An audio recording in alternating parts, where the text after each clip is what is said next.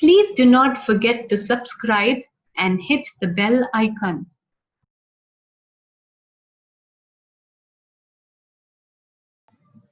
Corduroy by Freeman. Corduroy is a bear who once lived in the toy department of a big store. Day after day, he waited with all the other animals and dolls for somebody to come along and take him home.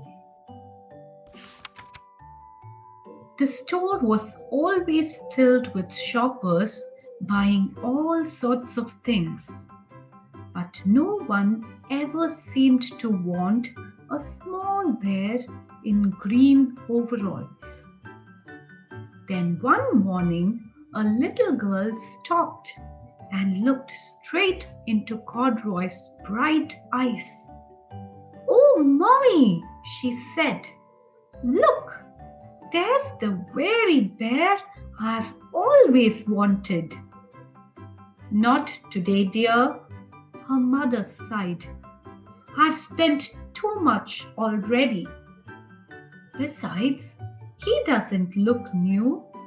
He's lost the button to one of his shoulder straps." Corduroy watched them sadly as they walked away. "I didn't know I had lost a button," he said to himself. "Tonight I'll go and see if I can find it." Late that evening, when all the shoppers had gone and the doors were shut and locked, Corduroy climbed carefully down from his shelf and began searching everywhere on the floor for his lost button. Suddenly, he felt the floor moving under him. Quite by accident, he had stepped onto an escalator, and up he went. Could this be a mountain? He wondered. "I think I've always wanted to climb a mountain." He stepped off the escalator as it reached the next floor, and there, before his eyes, was a most amazing sight. Tables and chairs and lamps and sofas and rows of beds. "This must be a palace," Corduroy gasped. "I guess I've always wanted to live in a palace." He wandered around, admiring the furniture. "This must be a bed," he said. "I've always wanted to sleep in a bed." And he crawled onto a large, thick mattress. All at once, he saw something small and round. "Why, here's my button!" he cried.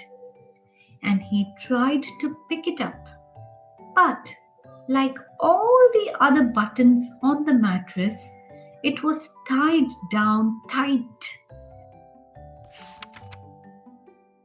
He yanked and pulled with both paws until, pop! Off came the button, and off the mattress Corduroy toppled. Bang! Into a tall floor lamp, and over it fell with a crash. Corduroy didn't know it, but there was someone else awake in the store. The night watchman was going his rounds on the floor above.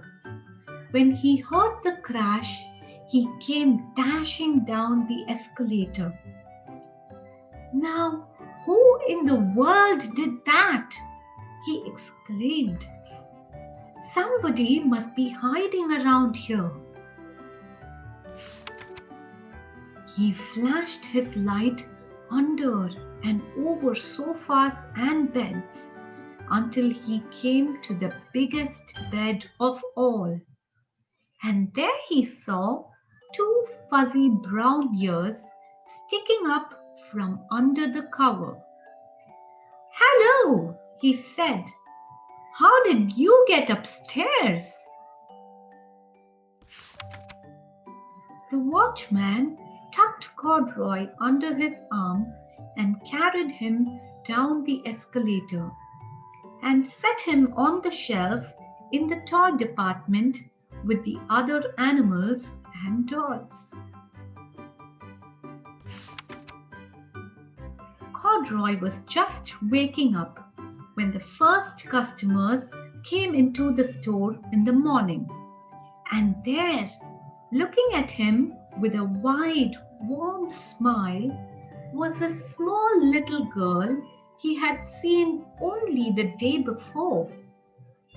"I'm Lisa," she said, "and you are going to be my very own bear.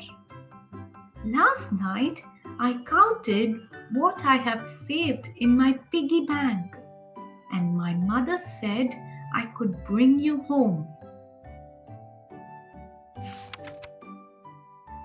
"Shall I put him in a box for you?"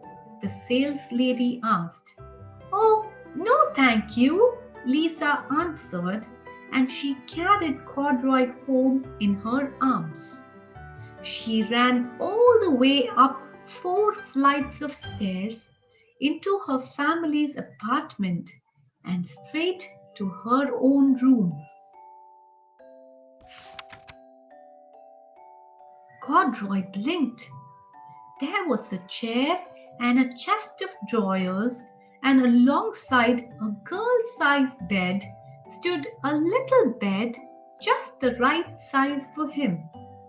The room was small, nothing like that enormous palace in the department store.